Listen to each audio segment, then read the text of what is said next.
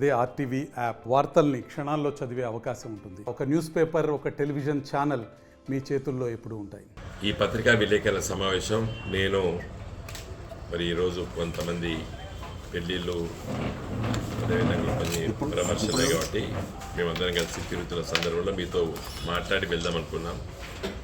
కాబట్టి ఈ సమావేశంలో 2 విషయాలు ముఖ్యంగా మీ ముందు నేను ఉంచదలుచుకున్నాను. ఒకటి, 2 కూడా జాతీయ పార్టీలు, కాంగ్రెస్ పార్టీ, బీజేపీ పార్టీ పైన మా అభిప్రాయాల్ని మీ ద్వారా యావత్తు తెలంగాణ రాష్ట్ర ప్రజలకు తెలియజేయదలుచుకున్నాం. మొదటిగా, ఎందుకంటే లేటెస్ట్ మాట్లాడాలి కాబట్టి బీజేపీది మాట్లాడతాం. బండి సంజయ్ గారు 2 రోజులు 3 రోజులు మన ఇక్కడ సిరిసిల్ల శాసనసభ నియోజకవర్గం, అదేవిధంగా 1-2 రోజులు వేములవాడ శాసనసభ నియోజకవర్గం, ఈ 2 శాసనసభ నియోజకవర్గంలో వారు పర్యటన చేశారు. చాలా గ్రామాలు తిరుగుతుంటూ ఉపన్యాసాలు కూడా అక్కడక్కడ ఇచ్చారు. ఆ ఉపన్యాసాల లోపల ఒకటి, మా పార్టీ అధినేత కేసీఆర్ గారి పైన, తర్వాత ఈ నియోజకవర్గానికి వచ్చినప్పుడు కేటీఆర్ గారి పైన వ్యక్తిగత దూషణలు దిగారు. అక్కడక్కడ ఈ 2 నియోజకవర్గాల్లో నా పైన కూడా మాట్లాడారు. కాబట్టి వీటిపై ప్రతి గ్రామంలో ఫ్లెక్సీలు కట్టి ఇన్ని కోట్ల రూపాయలు ఈ గ్రామానికి ఖర్చు పెట్టినా, ఈ మండలానికి ఖర్చు పెట్టినా అని చెప్పి ఇంత పెద్ద ఫ్లెక్సీలు కట్టాడు. దానిపైన ఫస్ట్ మాట్లాడతలేదు. ఒక పార్లమెంట్ సభ్యుడిగా తనకు ప్రతి సంవత్సరం 5 కోట్ల రూపాయలు వస్తాయి. అది ఎంపీ ల్యాడ్స్. త్వరగతిగా ప్రజలకు ఉపయోగపడేటువంటి పనులు చేయమని చెప్పి అది దాదాపు పివి నరసింహారావు గారు ఉన్నప్పటి నుంచి వెళ్ళి, అంటే అది 35 ఏళ్ళ నుంచి వెళ్ళి ఎంపీ ల్యాడ్స్ మొదలైనాయి. ఫస్ట్ 50 లక్షలతో మొదలైనాయి, 1 కోటి రూపాయలు మొదలైనాయి, 2 కోట్లు మొదలైనాయి, మళ్ళీ దాన్ని 5 కోట్లుగా మార్చిన విషయం మనకు అందరికి తెలుసు. 1991 నుంచి మొదలుపెట్టారు. బొచ్చడి మంది వస్తున్నా కనుక వ్యక్తిగత విషయాలు పట్టుకొని నేను పట్టించుకొని వాటిని. అవి మనకి ఎందుకు అవసరం? ఒక్కొక్కరి పర్సనల్ వీక్నెసెస్ ఉంటాయి, కొన్ని ఇష్యూస్ ఉంటాయి. అవన్నీ మనం ఎందుకు పట్టించుకోవాలి? రాజకీయాలు ఒకట.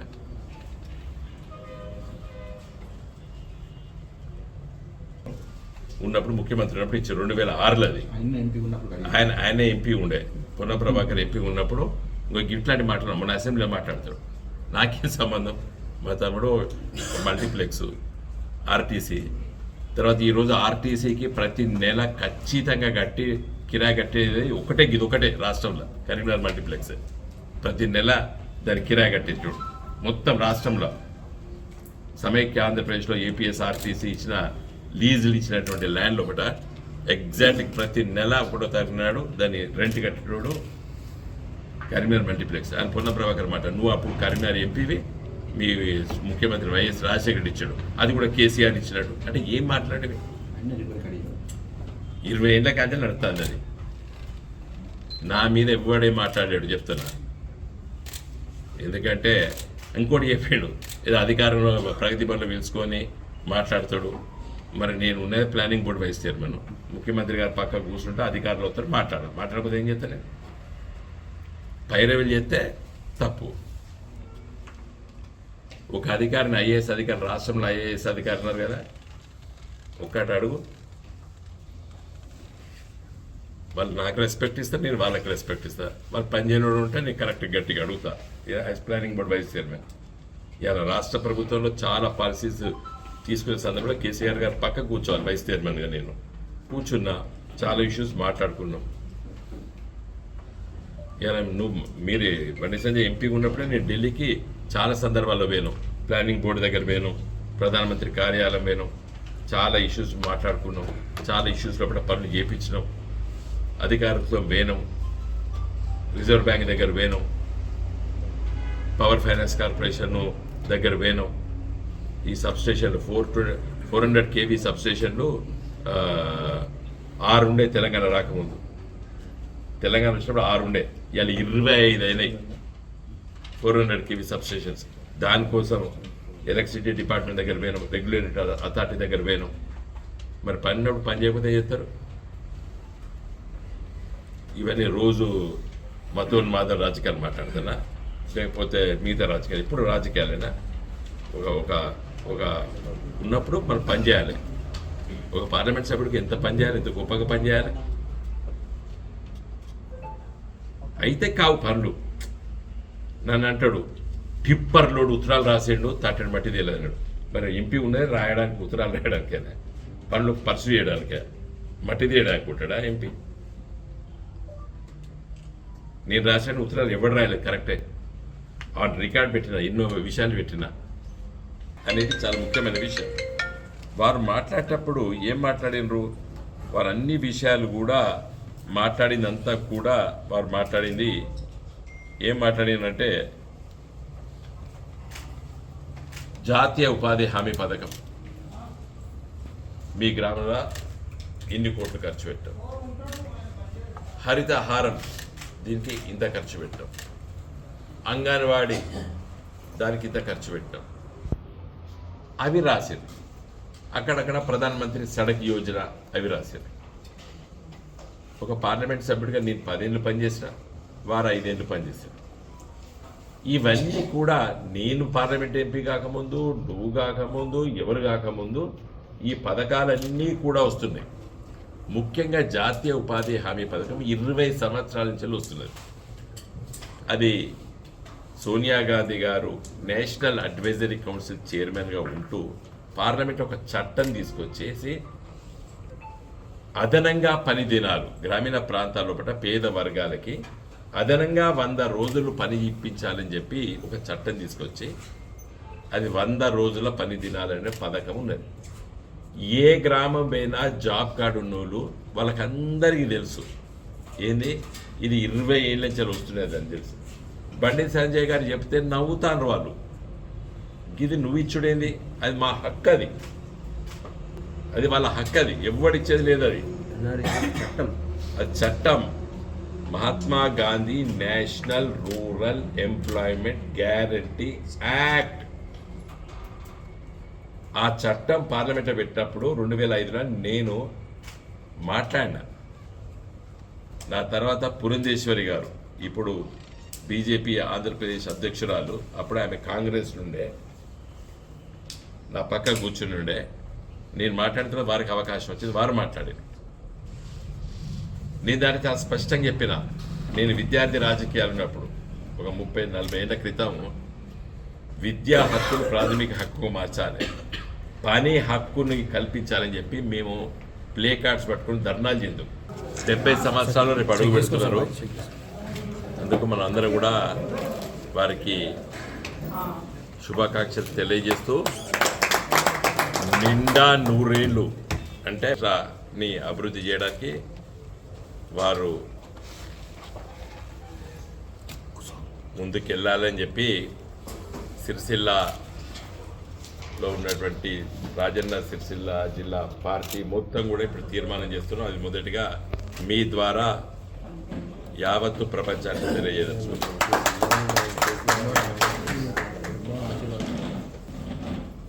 ప్రజల ఆశీర్వాదం కేసీఆర్ గారికి ఉంది. తప్పనిసరిగా తెలంగాణ రాష్ట్ర ప్రజల భవిష్యత్తు కోసం వారు ముందుకెళ్తారని చెప్పి కూడా మీకు తెలియజేస్తున్నారు. కాంగ్రెస్ వాళ్ళు ఇప్పుడు ఇలా అసెంబ్లీ నడుస్తుంది. అది ఒక ముఖ్యమంత్రి హోదాలో ఉన్నటువంటి రేవంత్ రెడ్డి గారు ఆ విధంగా ప్రవర్తించదని చెప్పి నేను కూడా చెప్తున్నాను. ఎస్, నువ్వు పిసిసి అధ్యక్షుడు అధికారం కోసం తిట్ల వర్షంతో చెప్పినావు. చాలా విషయాలు విపరీతమైన హామీలు ఇచ్చినాం. ఆ హామీలన్నీ కూడా ఇప్పుడు ప్రజలు చూస్తున్నారు. నేను ఒకటే విషయం, అవన్నీ మళ్ళీ ఇంకోసారి మంచి డీటెయిల్ ప్రెస్ మీట్ పెడదాం. ఇవాళ 500 రూపాయలు ప్రతి క్వింటాల్కి బోనస్ ఇస్తారా ఇస్తలేరా సూటి ప్రశ్నలు తెలుసుకున్నారు. ఇవాళ రేవంత్ రెడ్డి గారు చెప్పాలి అసెంబ్లీలో. ఇవాళ కోదండ రెడ్డి గారు ఏది రైతు సంఘం నాయకులు, Congress all India Congress committee Kisan cell senior నాయకులు, మేము చెప్పలేదు, మేము ఇవ్వము, ఎంఎస్పీ కంటే తక్కువ ఇస్తున్నాడు. ఎంఎస్పీ కంటే తక్కువ అవకాశమే లేదు.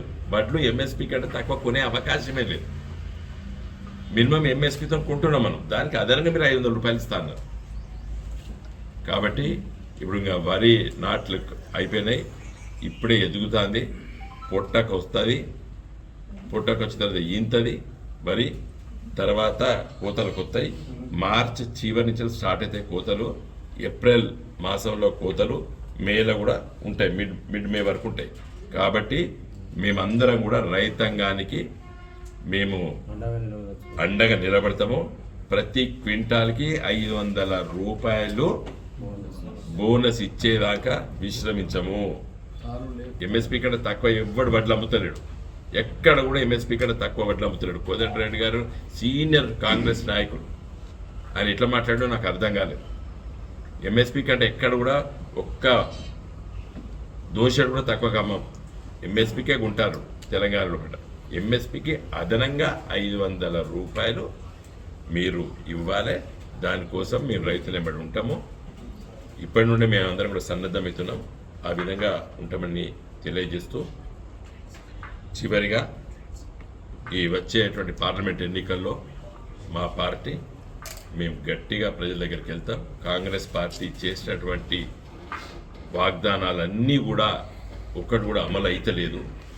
నిన్న నేను అలాంటి పదజాలం ఉపయోగించడం నాకు ఇష్టం లేదు. ఏ ఐషత్తోనే లేకపోతే ఒక ముఖ్యమంత్రి ఉన్నావు, మంచిదే ముఖ్యమంత్రి హోదా, కానీ ఇచ్చే సర్టిఫికేట్ ఇచ్చే ముందు నాకేం సంబంధం లేదు, నేను ఇస్తున్నా అని చెప్పి అనుకోదాను. పోనీ ఇచ్చిన మంచిదే, ఇచ్చినప్పుడే ఇది నాది కాదు, నా రిక్రూట్మెంట్ కాదు, ఇది కేసీఆర్ ప్రభుత్వం ఇచ్చినటువంటి ఉద్యోగాలు మీకు. సరే పాప ఆయన ఓడిపోయిండు, నేను గెలిచాక నేను ఇస్తున్నానని చెప్పుకున్నట్టు వాళ్ళ పోస్టులు పెడతారు. మేమే ఇచ్చినాం 24,000 ఉద్యోగాలు ఇచ్చినట్టు ఇప్పటికీ. అవన్నీ కూడా గత ప్రభుత్వం పరీక్షలు పెట్టింది. హైకోర్టులో పడ్డ కొన్ని పెండింగ్ కేసులు ఉండడం వల్ల ఇవ్వలేకపోయినాం. ఈ లోపల ఎలక్షన్ కోడ్ వచ్చింది కాబట్టి ఇవ్వలేకపోయినాం. మొదటిది నర్సులది ఉద్యోగాలు, కానిస్టేబుల్ల ఉద్యోగాలు, నిన్న గురుకుల టీచర్ల ఉద్యోగాలు. ఇవన్నీ కూడా కేసీఆర్ గారి ప్రభుత్వం ఇచ్చిన నోటిఫికేషన్ ద్వారా వచ్చింది. ఈ రోజు వరకు కూడా రేవంత్ రెడ్డి గారు ముఖ్యమంత్రి అయిన తర్వాత ఒక్క నోటిఫికేషన్ కూడా ఇప్పటి వరకు ఇవ్వలేదు. ఒక 60 ఉద్యోగాలు ఇస్తామని చెప్పిన తప్పితే 60 ఉద్యోగాలు గ్రూప్ 1లో ఇంక్లూడ్ చేస్తామని చెప్పిన తప్పితే కానీ అది నోటిఫికేషన్ కూడా రాలేదు. కాబట్టి దయచేసి ఇప్పటి వరకు రేవంత్ రెడ్డి గారి ప్రభుత్వము, కాంగ్రెస్ ప్రభుత్వము ఒక్క నోటిఫికేషన్ ఇవ్వలేదు. తర్వాత ఎన్ని కొత్త ఉద్యోగాలు, 2 లక్షల ఉద్యోగాలు ఉంటాయని చెప్పి రేవంత్ రెడ్డి గారు చెప్పారు, ప్రొఫెసర్ కోదండరామ్ గారు జేఏసీ నాయకులు వారు చెప్పారు. వీళ్ళిద్దరి పైన నేను డిమాండ్ చేస్తున్నా, స్పందిస్తలేరు ఇద్దరు. ఎప్పుడు మీరు ఐడెంటిఫై చేస్తారు 2 లక్షల ఉద్యోగాలు, ఎప్పుడు నోటిఫికేషన్ ఇచ్చిన మొదలు పెడతారు? డిసెంబర్ 24 వరకే రిక్రూట్ చేయరు, తొందర ఏం లేదు అని పదే చెప్తున్నా, కానీ దానిపైన స్పందిస్తారు. కాబట్టి ఈ కాంగ్రెస్ పార్టీ, ఈ బీజేపీ పార్టీ తెలంగాణ ప్రజలతోనే ఆడుకుంటున్నాయి. ఈ 2 పార్టీలు కూడా, Congress party, BJP party, Telangana ప్రజల సమస్యలు పరిష్కరించేటువంటి పార్టీలు కావి. కాబట్టి తెలంగాణ ప్రజలారా, మీరందరూ కూడా మళ్ళీ వచ్చేటువంటి పార్లమెంట్ ఎన్నికల్లో పట్ల మళ్ళీ గులాబీ జెండాను ఆదరించాలి, గులాబీ జెండాకు ఆ శక్తిని ఇవ్వాలి. 70 సంవత్సరాల్లో అడుగు పెడుతున్నటువంటి మన కేసీఆర్ గారికి మనోధైర్యాన్ని ఇవ్వాలి. రానున్న రోజుల్లో పట తెలంగాణ ప్రజల భవిష్యత్తు కోసం మంచి నిర్ణయాలు తీసుకోవాలని చెప్పి కూడా నేను మీ ద్వారా తెలంగాణ ప్రజల్ని కోరుతున్నాను. That is a fundamental right of a rural area. అది ప్రాథమిక హక్కుల్లాగా ఒక చట్టం ద్వారా హక్కు వచ్చింది ఇలా గ్రామీణ పేద వర్గాలకి, జాబ్ కార్డు ఉన్న వారికి. అది మోడీ గారు ఇచ్చిందంటే నువ్వు ఎవరిని మోసం చేస్తున్నావు? అసలు ఒక విధంగా నువ్వు మోడీ గారినే అబాస్పాలు చేస్తున్నావు. మోడీ గారు కూడా చెప్పుకోవాలి, నువ్వు ఈ పోస్టర్లు వేసి మోడీ గారినే నువ్వు విధంగా కించపరిచినావు. ఎందుకంటే చట్టం అది 2005 నుంచి వస్తుంది.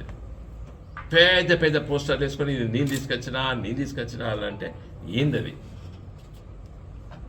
కరీంనగర్ పార్లమెంట్ నియోజకవర్గ ప్రజలకి నేను ఒక జాతీయ రహదారి తీసుకొచ్చిన, లేదా ఒక త్రిబుల్ ఐటీ పట్టుకొచ్చిన, ఒక ఇండియన్ ఇన్స్టిట్యూట్ ఆఫ్ మేనేజ్మెంట్ పట్టుకొచ్చిన, లేదా ఐసర్ అనే ఒక ఎడ్యుకేషన్ ఇన్స్టిట్యూషన్ పట్టుకొచ్చిన, లేదా ఇక్కడ ఒక పెద్ద పరిశ్రమ పట్టుకొచ్చిన,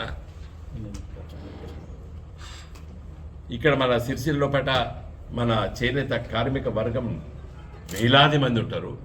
వీళ్ళకు ఒక కొత్త తరం యంగ్స్టర్స్కి ఒక టెక్నాలజికల్ యూనివర్సిటీ, ఫ్యాషన్ టెక్నాలజీ పట్టుకొచ్చిన, లేదా హ్యాండ్లూమ్ టెక్నాలజీ ఒక ఇన్స్టిట్యూట్ పట్టుకొచ్చిన, ఇది ఎంపీలు చేయవలసిన పని. నేను చెప్తా, గర్వంగా చెప్తా, ఇలా లేని అవకాశం లేని కరీంనగర్ నగరాన్ని స్మార్ట్ సిటీ పట్టుకొచ్చిన, 1000 కోట్లు పట్టుకొచ్చిన, మోడీ గారు ప్రభుత్వంలో తెచ్చిన, వెంకయ్య నాయుడు గారే ఇచ్చిండ్రు, అది మీ నాయకులే ఇచ్చిండ్రు. అది కూడా చెప్తాను, అబద్ధం ఎందుకు ఆడాలి? అందుకని నేను కేసీఆర్ గారికి, వెంకయ్య నాయుడు గారికి ధన్యవాదాలు 100 సార్లు చెప్పాను ఇప్పటివరకు. తర్వాత రైల్వే లైను ఒక 60-70 ఏళ్ళ కించాలి ఆశ, కరీంనగర్ ప్రజల ఆశ. చాలామంది అన్నారు రాజీవ్ రహదారి వెంబడే రైల్వే లైన్ పట్టుకురమ్మన్నారు. కాదు, అది హైదరాబాదు, మనోహరాబాదు, గజ్వెల్లు, తర్వాత కొమరవెల్లి ఒక పుణ్యక్షేత్రము, దుద్దెడ, సిద్దిపేట నుంచి డైరెక్ట్ కరీంనగర్ పోయే అవకాశం ఉండే. కాదు సిరిసిల్ల, ఎందుకంటే ఇది ఒక పట్టణం ఎదుగుతున్నది. సిరిసిల్ల నుండి వేములవాడ ఒక పుణ్యక్షేత్రము, అక్కడి నుంచి బోయినపల్లి, అక్కడి నుంచి వెళ్ళి కొత్తపల్లి, సిరిసిల్ల, మన కరీంనగర్. ఈ రైల్వే లైన్ చిరకాల వాంఛ. కేసీఆర్ గారు కరీంనగర్ ఎంపీ ఉన్నప్పుడు దాన్ని సర్వే చేయించారు. మళ్ళీ పొన్నం ప్రభాకర్కి వచ్చినప్పుడు అది ఒక అడుగు ముందుకు పోలేదు.